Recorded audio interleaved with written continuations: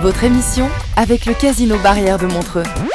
Provoquez la chance au Casino Barrière de Montreux. 365 jours par an. casinomontreux.ch.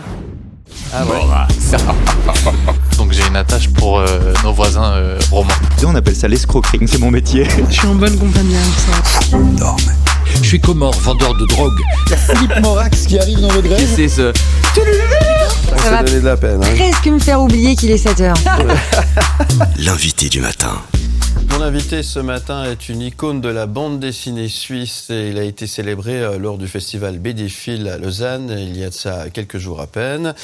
Né en 1966 à Rome, il a élu domicile à Genève où il exerce son talent de dessinateur et de scénariste. Son parcours jalonné de succès internationaux pour des œuvres telles que L'émissaire, L'œil de la forêt, La fin du monde et Congo témoignent de son influence dans le domaine. Il partage son expertise en tant qu'enseignant, notamment à l'école supérieure de bande dessinée et d'illustration de Genève. Son dernier ouvrage, Terra Animalia, coécrit avec Patrick Mallet, était au cœur de l'événement BD-Phil, tout comme la réédition de son premier album, L'œil de la forêt. Tom Tirabosco est mon invité ce matin. Bonjour. Et merci d'être là. Mais bonjour à vous. Comment ça va ? Mais ça va. C'est un peu tôt, mais ça va. C'est vrai, vous n'êtes pas trop du matin ? Moyennement, en fait. Ouais. J'aime bien travailler le matin, mais là, c'était quand même un peu tôt. Ouais. C'est quoi le meilleur moment pour dessiner, pour Tom Tirabosco ? C'est vraiment le matin, c'est quand les idées sont encore fraîches et puis il reste encore aussi un peu des bribes, des rêves de la nuit. Donc, c'est pas mal, en fait. Bon, là, je vous empêche de dessiner ce matin, en fait, c'est ça, en quelque sorte ? Non, mais je vais y retourner parce que je serai assez tôt à l'atelier, en fait. Merci d'être là. En tous les cas, je suis très content de vous accueillir. On va parler notamment de Terra Animalia, qui est sorti, et que vous allez vous présenter, et que vous avez présenté notamment au festival BD-Phil. Vous étiez l'invité d'honneur. Ça s'est bien passé, cette édition ? C'était magnifique. Et puis, je tiens à remercier d'ailleurs encore une fois toute l'équipe, qui est une équipe formidable. J'ai eu droit à une très très belle expo qui a fait qui a repris un peu tout mon parcours sur à peu près 25 ans. Ouais. On a choisi ce qui nous semblait le plus emblématique de ce travail de dessin, d'illustration, de livres pour enfants et de bande dessinée. Mm-hmm. Quand on se replonge dans les 25 ans, on plonge la machine à remonter le temps. Comment est-ce qu'on vit ça ? Quel regard vous avez sur ce qui vous dessiniez il y a 25 ans derrière ? Et c'est le même Tom Tirabosco ? Ça a changé ? Ça a évolué ? Non, il y a plein de choses qui changent en fait. Je me rends compte que j'ai été chercher dans beaucoup de directions, que mon parcours il n'est pas super droit, j'ai pas aligné les livres les uns derrière les autres, j'ai pas vraiment fait de série, donc je suis quand même un personnage assez atypique, je dirais, dans le milieu de la bande dessinée. Je fais des romans graphiques, ce qu'on appelle des romans graphiques, mais qui a un nom un peu pompeux pour dire bande dessinée.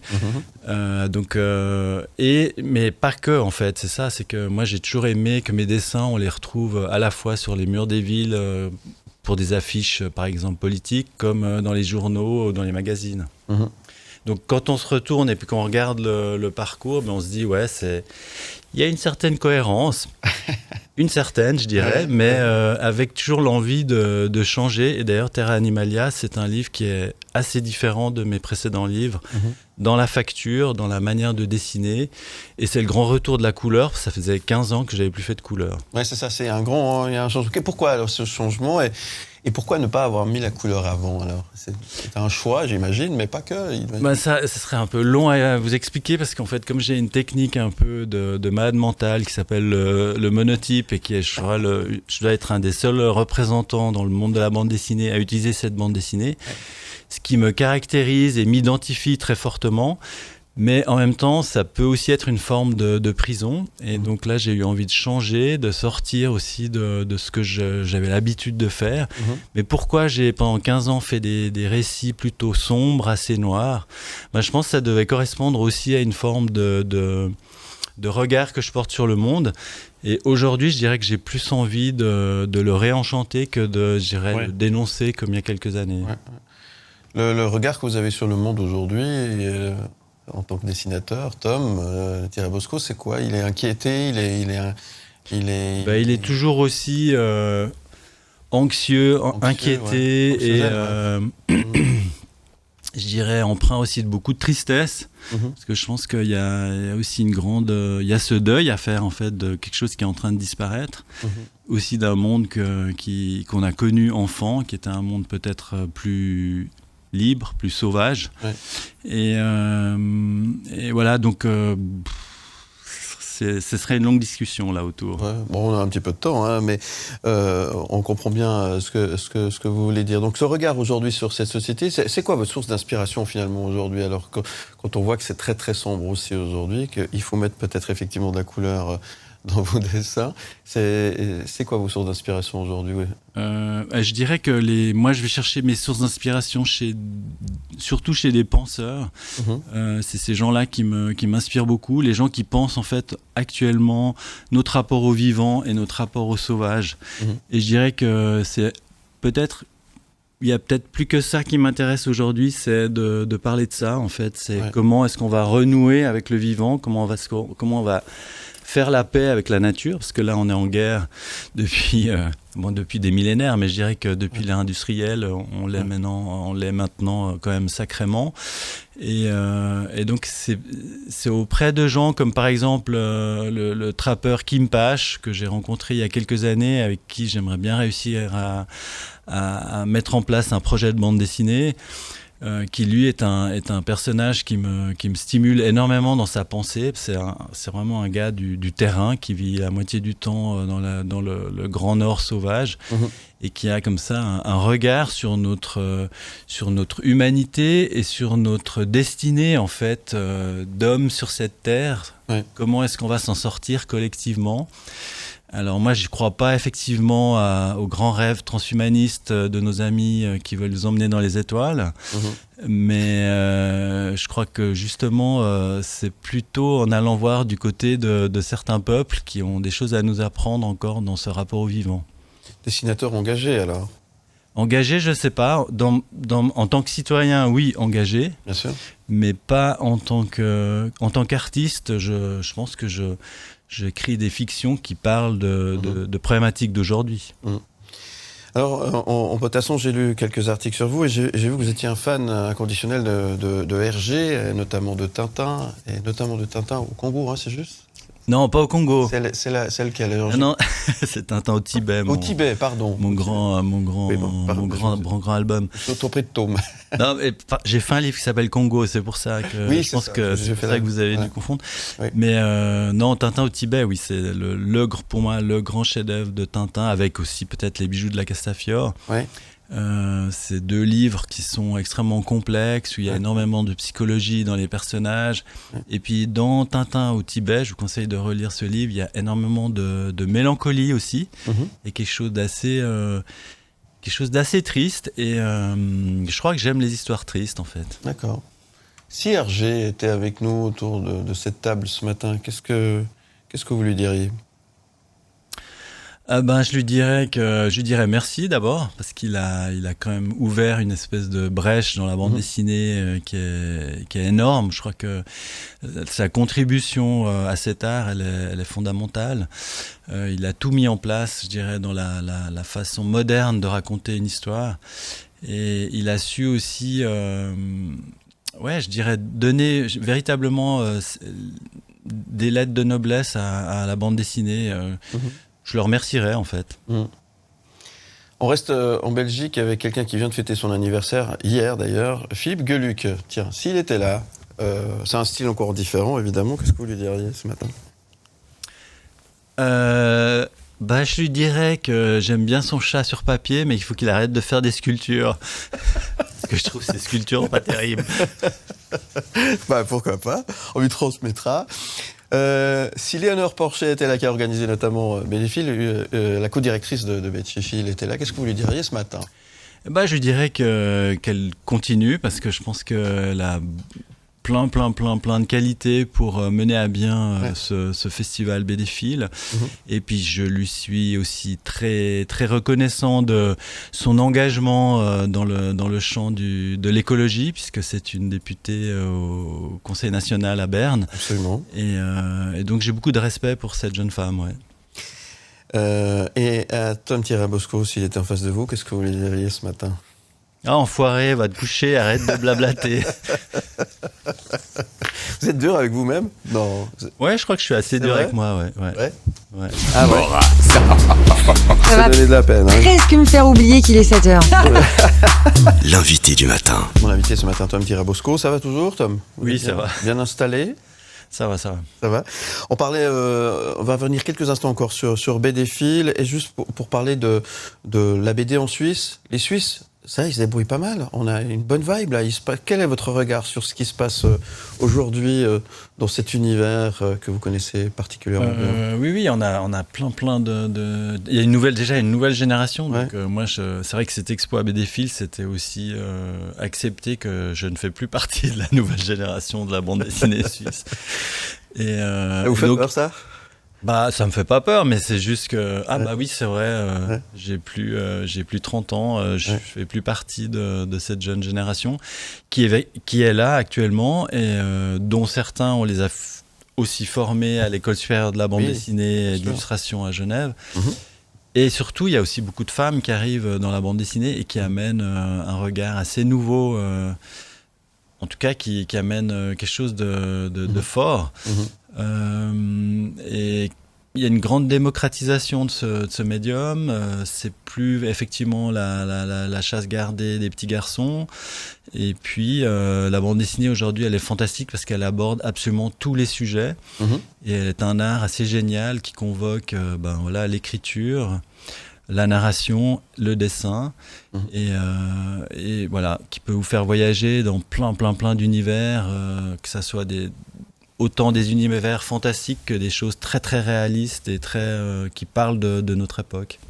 Donc vous avez un regard plutôt optimiste sur tout Mais ce qui se bien sûr, parce que je Ouais. pense que c'est un art qui se porte bien en fait. On vend beaucoup de bandes dessinées, c'est dans les premières ventes de livres en Europe. en Europe, ouais. Il n'y a jamais eu autant de titres qui sont publiés chaque année. Après, c'est dur d'en vivre, hein, c'est clair, mais je dirais que je trouve que c'est un médium qui se porte bien. Ouais. Pourtant, dans une période où les écrans ont un petit peu pris le dessus, la BD, elle reste là et on aime toujours relire, ouvrir son bouquin. Ça, c'est toujours là et ça, c'est plutôt de bon augure. Hein. Oui, je crois que la BD numérique n'a pas tout à fait réussi à percer. Ouais. Et je crois que le lecteur de bande dessinée, il aime ce contrat, ce rendez-vous avec le papier, avec le livre, avec le dessin. Je crois que c'est très différent, effectivement, de lire sur papier ou sur écran. Enfin, moi, je n'arrive pas à lire ça sur écran, perso. Ouais. Parlons de Terra Animalia. Parlons de ce livre. Qu'est-ce que c'est? Comment vous pourriez le pitcher, Tom Tirabosco? Donc c'est une fable et c'est un projet de livre qui est beaucoup plus grand public que mes précédents livres, je dirais. Et plus familial comme ça. Et c'est une fable de science-fiction, c'est une histoire de science-fiction avec des animaux qui parlent, et c'est un hommage rendu là pour le coup plutôt à Walt Disney, qui ont été mes premières émotions esthétiques quand j'étais enfant. J'avais envie de dessiner des animaux, beaucoup d'animaux, et le pitch, c'est la Terre, les humains l'ont évacuée il y a des milliers d'années, mais un jour ils reviennent, après avoir colonisé Mars. Ils reviennent voir ce qui se passe sur la Terre, mais là, les animaux n'ont pas du tout envie de voir revenir les hommes. Et donc commence une espèce d'aventure. Un couple d'humains se retrouve sur Terre. C'est une sorte de Adam et Ève. Et pour survivre, ils vont devoir faire une évolution un peu particulière dans ce nouvel Éden retrouvé. Elle est pour qui cette BD? Vous allez me dire pour tout le monde, mais... Elle est pour tout le monde, mais en fait, elle est d'abord pour moi. Ouais. Bah oui. On fait des bouquins, on les fait pour ça. On fait les bouquins qu'on a envie de lire. Ouais. Et mais après, voilà, je pense qu'il y a des gens que ça intéressera moins. Puis je pense que je pense que c'est une bande dessinée qui pourra se passer. Voilà, on pourra la lire en famille, je dirais, avec également quand même un petit message au cœur du livre, hein, qui est justement cette idée que est-ce que le destin de l'humanité passe par la technoscience? J'en suis pas certain. Accessible depuis quel âge? Quel est le conseil de Tom? Je pense que c'est un livre qui se lit à partir de 8-10 ans. Ah oui, voilà. Avec la gageure quand même, c'est que moi, le défi sur ce livre, c'est que je voulais dessiner un couple nu sur 120 pages. Donc c'était ça le truc qui m'intéressait, c'était comment dessiner la nudité sans que ça soit sexuel. Ouais. Et je trouvais ça assez rigolo à faire. Et c'est compliqué ? Et non, c'est pas du tout compliqué. C'est très agréable de dessiner des humains nus. Et vous avez réédité aussi L'œil de la forêt. Et pourquoi ressortir le bouquin ? Parce que c'est un livre, c'est un livre important pour moi. C'est un livre qui est sorti il y a 21 ans, qui avait reçu le Grand Prix du Festival de Sierre. Ouais. Le Festival de Sierre était l'ancêtre de BDphil. C'est ça. Et c'est un livre important parce qu'il concentre un peu toutes mes obsessions, la nature, les secrets, l'enfance, le fantastique aussi, et puis aussi peut-être des rapports de force entre les humains, des rapports des luttes de classe en fait sont au cœur aussi de ce livre. Mais c'est un livre important parce que c'était aussi un livre qui m'avait permis de mettre le pied de me mettre le pied à l'étrier chez un grand éditeur qui était Casterman à l'époque. D'accord. Et j'ai récupéré les droits et j'ai décidé on a décidé avec une maison d'édition qui s'appelle Les Arts Dessinés de le réimprimer, de le republier 21 ans plus tard. D'accord. Les deux sont bien sûr disponibles dans toutes les bonnes librairies. Il faut vous les procurer absolument. Les projets de Tom Tirabosco, est-ce qu'on peut en parler ? Est-ce qu'il y a des choses qu'on a le droit de dire ? Est-ce qu'on peut dire ? Oui, je vous ai parlé de ce projet avec